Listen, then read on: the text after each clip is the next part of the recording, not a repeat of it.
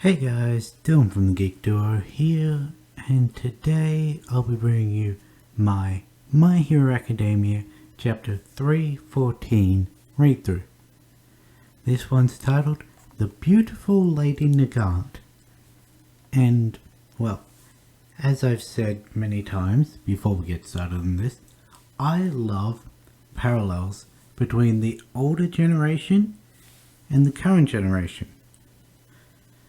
Like, we see Shinzo and Aizawa, we see Kaminari and President Mike, we see Deku and All Might, Shigaraki All For One, Hawks and Lady Nagant, because she is essentially the adult version of Hawks. We get her backstory in this chapter, and you'll see what I mean when I say that. So the chapter picks up exactly where the last one ended, with Midoriya blasting through the building with Fajin and grabbing Lady Nagant's arm, and he thinks to himself, my smoke screen doesn't spread in the rain. She was in a position that allowed her to react to a decoy from any direction without a second's delay, luring her out and capturing her. It was a success. He's a lot faster than before. This kid definitely figured something out whilst in the smoke. I couldn't have foreseen a sniper like you closing in on me. I'll make you give me information on All For One. Don't act as if you've already won. Why would I tell you anything? And I like the utilization of her quirk here, because when her rifle's out, she doesn't have motion like full movement in her arm. So what she does is she pulls a rifle in, brings her arm back, and then shoots it back out to knock Midoriya off her back. I was trained for almost any situation by public safety. She fires at him, but luckily he's able to dodge, and says, why have you sided with All For One? He's planning on world domination. Weren't you supposed to be a hero? Some cannot see anything past the justice that Hero Society has created. People who follow it blindly could never understand. Blindly? Damn it. Right as I had finally caught her, it's just as the third warned me. My parallel processes are all messed up. He dodges another bullet that comes from behind him, and we see that it's another communicator bullet. And we hear Nagant say, I'm tired. I've killed enough to help preserve this fake society of ours. A certain group plotting a terrorist attack on heroes. A hero team associated with a villain organization which had slowly gained fame and money. The people capable of shaking the very foundation of our society had disappeared without even being found guilty in a court of law.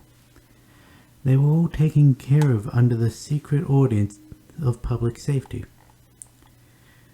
While Nagant's saying this, she's firing a barrage of bullets at Midoriya, who is managing to dodge them all, and this is when we get the flashback to Nagant's past. There was a period when vigilantes were trusted and heralded as heroes. The country even approved of their actions. In the end, the superpower society was founded on the trust we had in those heroes. I was a cog in the machine assigned to preserve that trust. Those who work in shadows and those who work in lights, both were required to keep our society functioning. Wait, we haven't done anything yet. We were only planning to. So I obeyed. I obeyed and obeyed. Lady, we're your biggest fans. Please shake my hand. Sure, one special handshake, just for you. So we see that Nagant was sent to preemptively take out targets that may shatter the trust people had in the hero society. So this is not justice. This is control. Basically, I'm not going to say what I'm comparing it to in my head, but it's basically, if you even think of doing anything against the society, you're taken out so that you can't do it. No trial, no prison, straight death.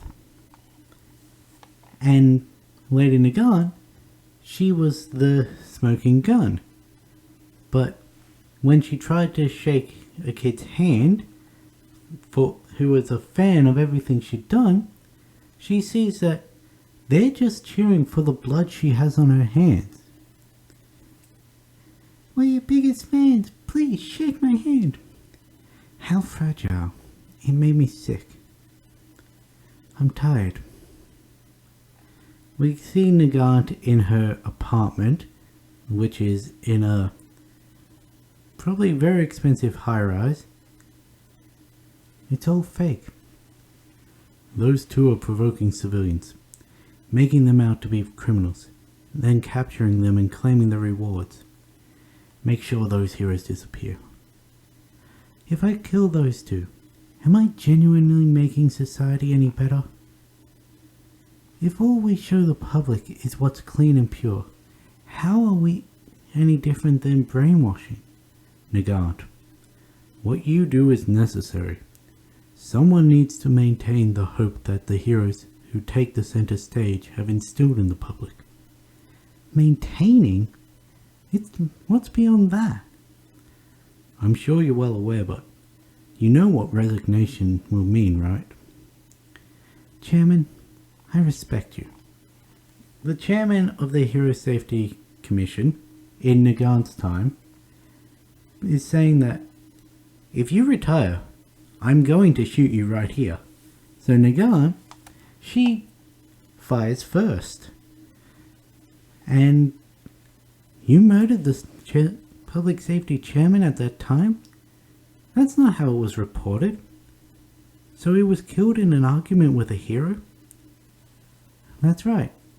Even then, public safety insisted on protecting their false image. They would never tell you about any internal disputes or rebellions that occurred. You never knew, right? The superpower society that everyone envisions and admires is really weak and fragile. What do you think will happen if we regain it? History will simply repeat itself. They will only show you the bright side, and once again, someone will need to shoulder the burden of truth. Even a future where All for One has complete control would be far clearer than what we have now.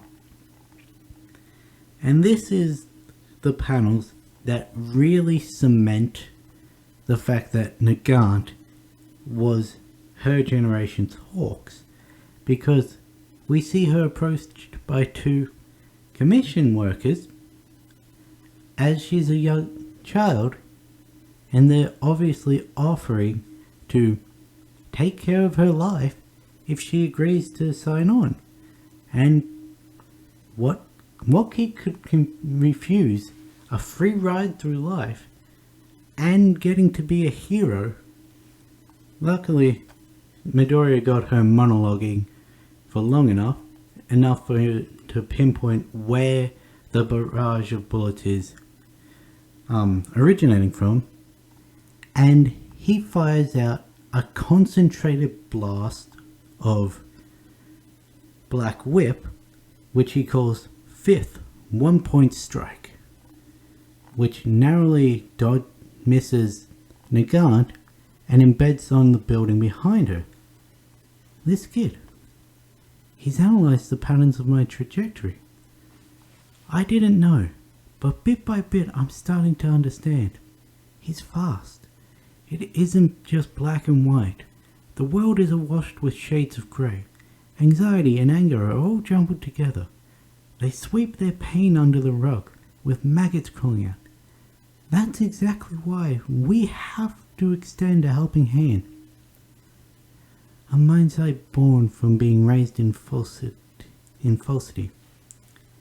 Even in air, he's doing well to avoid any damage to his joints. He's completely concentrated on trying to predict and avoid my projectiles. If that's how it is, I will increase his mental burden. She stops aiming her rifle at Midoriya and points it out to the side, drawing Midoriya's line of sight with it, and he sees a man on a rooftop shouting to Nagant, "You're still not done? Hurry up, I want to go back to the big boss." Chizaki? An old rival appears. Overhaul. The battle is heating up.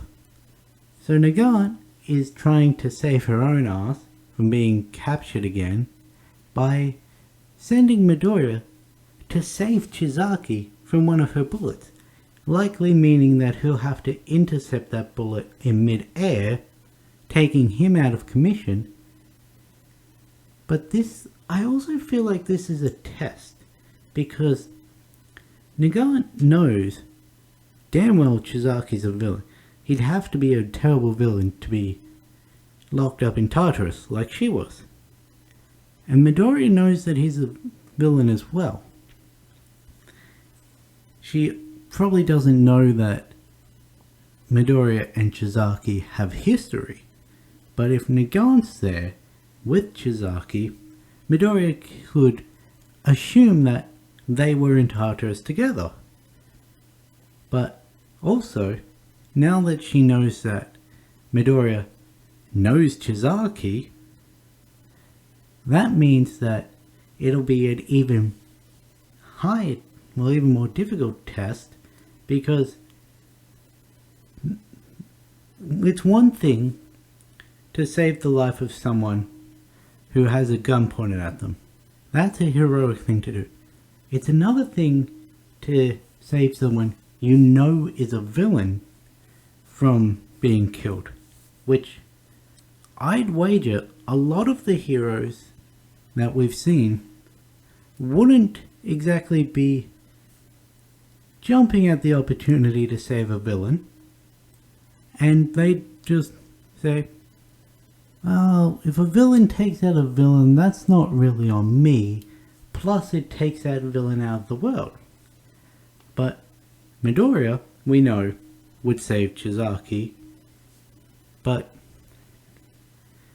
it's even on top of that, with everything that Midoriya went through because of Chizaki,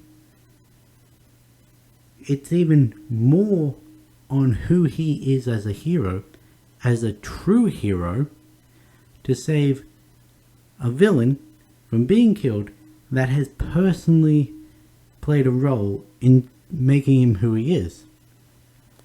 Plus, we already knew that they'd interact at least once, as Overhaul was shown in the people that he wanted to talk to understand their reasonings for doing what they did. We had Muscular, who was on the end of the spectrum where even if he talked to him, he'd still have to fight him anyway. But he also gave the option that if I could talk to them, understand why they're doing it, maybe it wouldn't have come to blows. And I see that Chizaki, he's not going to be on the end that Muscular is, but he's also not going to be on a they could have avoided a fight. Well, technically they could have, because Chizaki did offer multiple times for them to just walk away and give him Eri to avoid the fight. But he's going to fall somewhere to the middle, where it would have been up to Midoriya as to whether the fight needed to ensure after learning his backstory. I'm saving this end for what's likely going to be Stain, but again, if it wasn't for the fight, then Stain wouldn't have seen Midoriya as a true hero and then saved Midoriya's life, so he sort of had to fight. Yeah, it'll be very interesting to see what's done in the next chapter with Overhaul, because there is without a doubt Midoriya is going to save him. But it's whether Overhaul in his current mental state is even going to recognize Midoriya. Like, sure, Midoriya is without his hood again because he used it as a decoy, but I still don't know if Overhaul's in the right mind. I keep tossing up as to whether to call him Chizaki or Overhaul. It's like the whole Endeavor and Enji thing. Like, there's the hero persona and the past, the bad past that goes with Endeavor.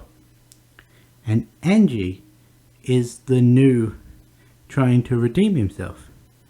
Overhaul is the terrible past. Chizaki is the mentally broken Tartarus escapee, who may end up still being Overhaul, or may go on his own path to heal the boss of the Yakuza, and then who knows what he's going to do then. But yeah, without a doubt, Midoriya is going to deviate his course to intercept the bullet, possibly proving himself to Nagant. Now, I don't think she's going to side with the heroes, but if he can turn her away from the side of All For One, making her a neutral party, then that's better than having her on the side of All For One, even if he captures her. Because a neutral party can be swung either way. She has one allegiance to All For One because he broke her out, but he also talks to her with something that no one else in Tartarus would have been able to do, and also it's asking her to do something when he didn't ask anyone else to do. So it's sort of a, I only let you out because I needed this from you, so it's not exactly a loyalty thing. Whereas if Midoriya proves himself to her, he would be able to persuade her in the future to come round to fight beside him, not necessarily fight for the heroes, but fight for him. Which, it's going to be, no, I'm not going to say all recurring characters, but every major character is going to play a part in the final battle. With the League of Villains, Muscular, the Paranormal Liberation Front, they're on one side. Midoriya, the remaining heroes, UA and the other schools, they're on this front. Nagant, Chizaki, Stain, La Brava, and Gentle Criminal, they're the pieces that we don't know where they'll fall yet. There are obviously more pieces to be brought up, but plus I reckon a lot of the retired heroes are going to have a wake-up call and join for the final fight anyway. So it's going to be an all-out war and it's going to result in Shoto, Bakugo, and Midoriya going up against an all-for-one Shigaraki. And yeah, I've been rambling about this the end game, because yes, I know we're getting to the end game, or we're getting to the end game of this chapter of the story, the My Hero Academia. We're getting to the end game of that, because once Shigaraki and that are taken out, there's not going to be another villain uprising within a year or two. So, once that battle's done, then My Hero Academia is done. However, that isn't to say that there won't be a future spin-off series, but yes, we're getting to the end of this. I'm going to end this now because otherwise I'm going to keep rambling about that. But this chapter was entirely to prove that, sure, Nagant, she is a villain through and through because she's killed many heroes and is trying to attack Deku on behalf of One For All. However, it is entirely understandable the reasons in which she turned against the Hero Commission and the Hero Society in whole, because Hawks could very easily have done the same thing. Sure, he dreamed of a world in which heroes had too much time on their hands, but it's the character. Nagant, we don't know what character she had, but she broke. Hawks had yet to break under the Hero Commission, and now that the Hero Commission is no more, he's free, and she's still paying for everything that they made her do. And that is why I relate them in the same way I relate Midoriya and Shigaraki, how they're basically the same person that on two different paths. Or Bakugo and Endeavor, who are the same person. It's just Endeavor never learned and Bakugo has. Sure, Endeavor's now turning this way to join, but it's never going to meet. But yes. Anyway, if you guys enjoyed this chapter and noticed anything in the panels that I didn't touch on and you think are important, if you guys noticed anything in the panels that I blatantly got wrong, or you want to discuss where you think those wild cards that I mentioned will fall in the final war, comment them down below and I'll catch you in the next one.